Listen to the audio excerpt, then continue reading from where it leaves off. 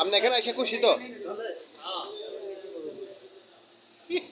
আপনার ভাই সিফাত ভাই,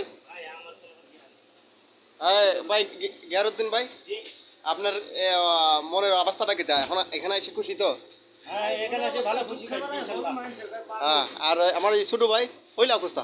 ভাই এখনো খুশি না ভাই, কাজের পরে খুশি, বুঝছেন নি ভাই? আর মাথা ঠান্ডা। ভাই আপনার অবস্থা?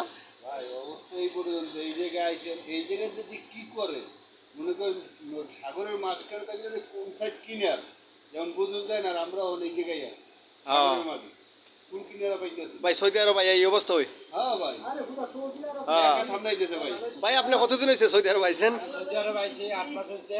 হ্যাঁ। আর আমাদের কি পরিস্থিতি হয় এখনো কিছু বলা যাচ্ছে না। আমাকে এখান থেকে ওখানে, ওখান থেকে মানে যেরকম ঘুরে ঘুরে মানুষ, আমরা ঘুরে ঘুরে এখানে অবস্থিত আছি। হ্যাঁ কাজ কাম বেতন সব পাবো, সব উঠে। ওকে। ঠিক আছে? হ্যাঁ আর ভাইয়ের বউর কি অবস্থা এটা তো আমরা এখনো কিছু বুঝতে পারছি না। হ্যাঁ ভাই আপনার বউর সম্পর্কে দুই চার কথা বলবেন? ভাই আমি তো পড়ান পড়ছি আমার, কিন্তু ভাইয়া কি করবো কোন এই বিদেশে আইসা কি কি অবস্থা, শুধু ঘোরাঘুরি এর দিন যাচ্ছে। কোনো বেতন নাই, কাম নাই, টাকা নাই, পয়সা নাই, খাওয়া নাই, দাওয়া নাই।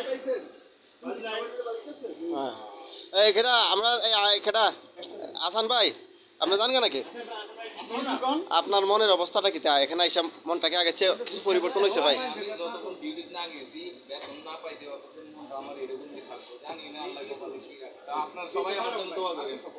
ইনশাআল্লাহ ইনশাআল্লাহ। তুমি ধরো ধরো আমি হ্যাঁ বন্ধুরা, আপনারা সবাই তো অবশ্যই দেখতে পাচ্ছেন আমরা যে 10 জন লোক আসছি আজকে সৌদি আরব, আজকে 15 থেকে 20 দিন। খুব দুঃখের মধ্যে আছি, কেউ খাইয়া কেউ না খাইয়া, 3 বেলার 2 বেলা খাই। এরপরেও আমরা সবাই আশাবাদী আমরা যদি একটা সুন্দর হলে একটা চাকরি হয়ে যায়, আর চাকরিটা হওয়ার পরে আমরা বিবি বাচ্চা সবারই নিয়ে সুন্দর করে চলতে পারি, এই আল্লাহর কাছে পাত্র না। আমরা এই আশা নিয়ে সৌদি আরবে আসছি, আল্লাহ যেন আপনারা আশা পূরণ করে। সকলে আমাদের জন্য দোয়া করবেন। আল্লাহ হাফেজ। বাংলাদেশ।